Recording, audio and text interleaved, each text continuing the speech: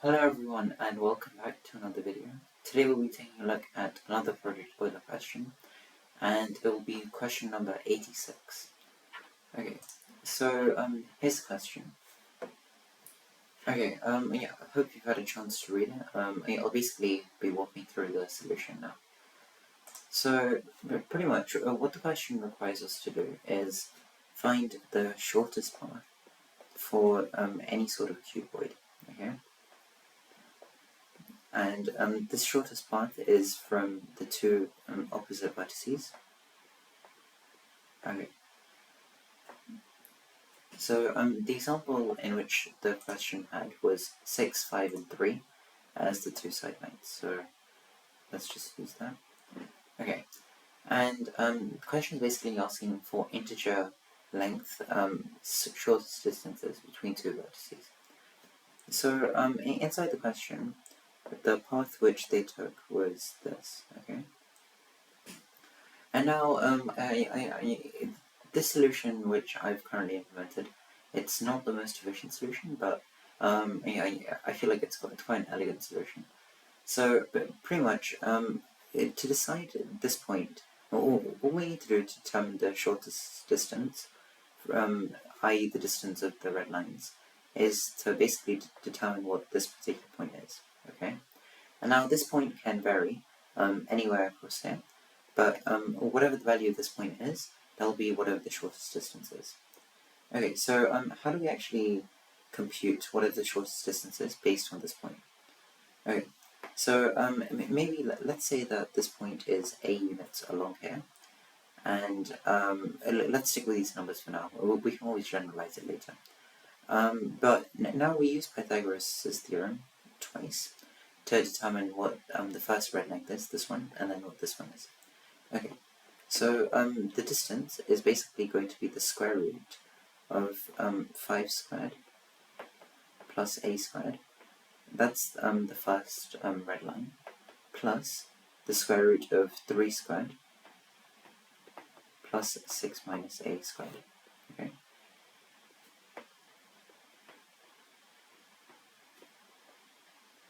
So that's basically, and 6 minus a is this distance. Okay. So this is basically the shortest distance as a function of a. So to find what are the shortest distances, algebraically, what we could do is we could take the derivative of this particular function. Maybe we'll just call this capital D.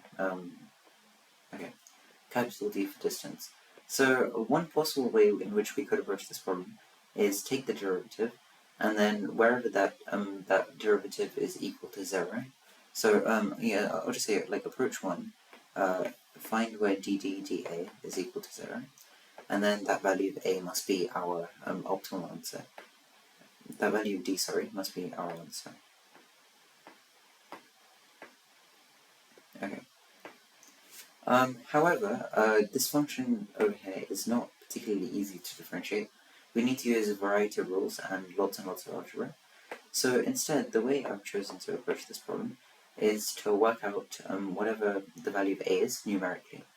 So the way in which we'll be doing it is we'll be using binary search to work out whatever the value of a is. And now, since this isn't an algebraic solution, this will just give us an approximation. But then we can make this approximation arbitrarily precise. So let's say if we were to make the approximation precise to 3 decimal places, and if it was like something 0.000, then we can assume that that particular answer is an integer.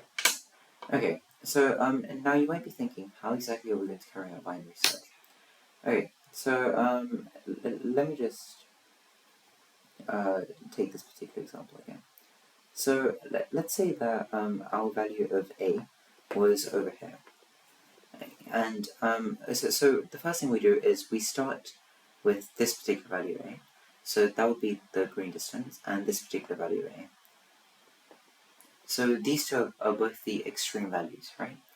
So if we just calculate whatever our distance is for these two values, and then we see whichever one's closer, right? So let's say that to the left is a bit closer. So if the left is a bit closer, then what we'll do next is we'll take the midpoint in between these two endpoints, and then after that we'll calculate the distance again. And now let's say that the middle is a bit closer. So then we'll basically get rid of this green line. Sorry, I realized I've made a bit of a mess. But then what we'll do is we'll get rid of the green line over here.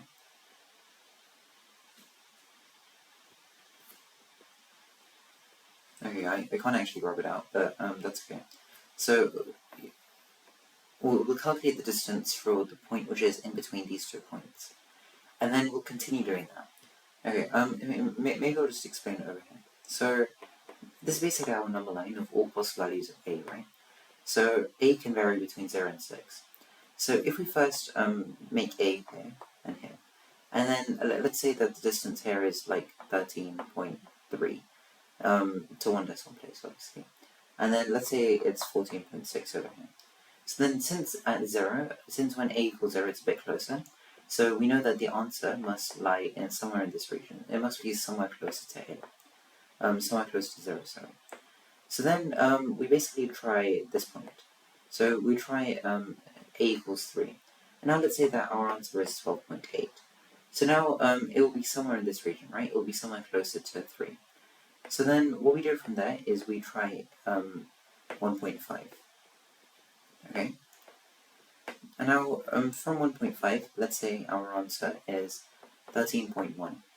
So now again, we basically just continue applying this algorithm. So we continue halving the search range, and then eventually, after sufficiently many times, we'll narrow down one particular value of a.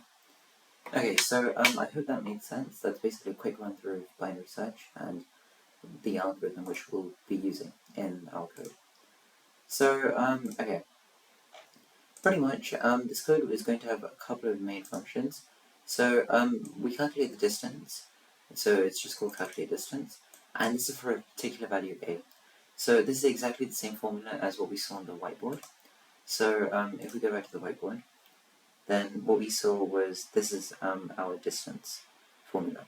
The square root of 5 plus a squared plus 3 plus 6 minus a squared. Except over here we're basically just generalized it with general letters. X, y, and z being the x dimension, y dimension, z dimension respectively. So this is basically going to be the distance. This order function I'll come back to later. And this is basically calculating the shortest distance. So essentially what this bit of the code does is this applies binary search to find whatever the optimal value of a is, and then returns the shortest distance for that particular value of a. Okay, so now over here we basically have order rings equals order x, y, z. Now the reason why I've done this is because in our example over here we had a cube which was of dimensions 6, 5, and 3. However, we only tested a for one particular edge, but it could have been on any of the edges. Hence, what we do is we need to explore all possible ways in which we can arrange the width, height, and depth of the particular cube, rectangle cuboid, I should say, and that will mean that we test all edges. And then, if we take the minimum of all of those values, all of the shortest distance values, that will be our final shortest distance, which is our answer. Okay, so which is why we order x, y, z. And now for each of the sequence in orderings, it will be a particular value of x, y, z. Remember, all of these values of x, y, z are going to be the same, however, they'll just be in a different order, which is what this order function does. It just returns all possible values of x, y, z. And now the reason why I made it a set is because in case there are any duplicates, but that's a bit of an edge case. Okay, and now what we do is we create a specific instance of the function, a partial function. It's a really handy feature, but it's basically just a particular instance of calculate distance with which has fixed values of x, y, and z. So this is just so we don't need to keep on calling the same function, passing these as parameters, because we can just fix the parameters like so. Okay, and now this is the heart of the binary search. So we initialize a lower bound and upper bound. So the initial value upper bound is going to be the rightmost element. So which is why the initial value is x, because that's the rightmost element, and the lower bound is the leftmost element, so that's 0. And now for iron-range binary iteration, so this is the number of times we carry out the binary search. What we do is we take the middle value, and then we take the distance of the ending value, the distance of the starting value as well. And then if the distance of the ending value is greater than the distance of the starting value, then we know that our answer must lie close towards the end. So then we change our upper bound to being the middle value. So this basically means that we narrow in on the search array a bit more. Because if the distance of the end is greater, then that means the minimum distance must be in the lower half of the array, right? So therefore the upper value, the highest it can be, is the middle value, right? And then we basically just carry on the procedure until we narrow down on a particular value. And the lower bound is going to be the middle value if this condition is not met. It's just symmetrical, right? And now we calculate the shortest distance for. We basically just repeat this for iron-range binary iterations, however many iterations we need to carry out. And then the final shortest distance is equal to the middle value of the current dimensions, right? So the middle value is just the mean of the lower and upper values. And then finally we round this to 3 decimal places, and then we basically append this to all distances. And now we repeat this for each of the sequences, and then finally we just return the minimum of all of these distances as the shortest value. Okay, and now we've set binary iterations to 10. So this basically means that it carries out binary search 10 times. So now let's just see how this code works. So we carry out the code for a cuboid of dimensions 3 by 5 by 6, as in the example. Okay, so let's run. So it basically gives us a value of exactly 10.0. However, this isn't exact. It's basically rounded. So remember, it's rounded over here. So if we were to do this to, let's say, 10 decimal places instead, so then we'd basically get this value, right? It's very close to 10, however, it does have this small error, right?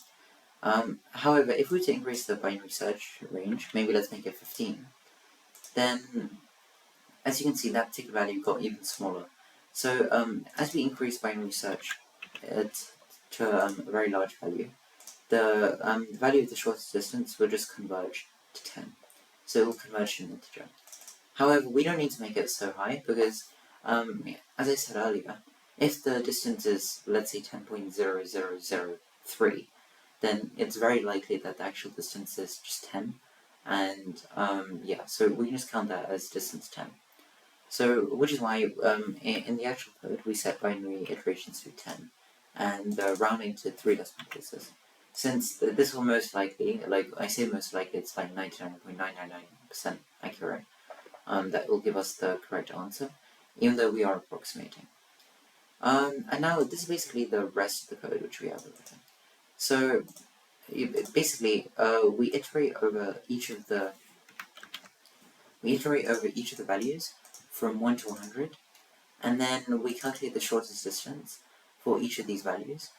And then this just, since remember we have duplicates, and duplicate values of x, y, z shouldn't be counted more than once. So which is why this is basically just a bit of code which accounts for that error. And finally we just sum up all the possible values where the shortest distance is an integer. And then we print that as count. Okay, so I won't actually run this because if I run it, it will take quite a long time to execute. It executes 10 pretty quickly, but then the rest of it will take a while to execute. However, after 39 seconds of execution, our answer is 1818. So this isn't the most efficient, but I found this solution to be quite elegant using binary search to narrow down on the array. So yeah, that's pretty much it for this particular video. I really hope you enjoyed watching the video. If you learned something, then please be sure to leave a like and subscribe. It would be very much appreciated. And I hope to see you another time in another video. Thank you very much for watching. Bye.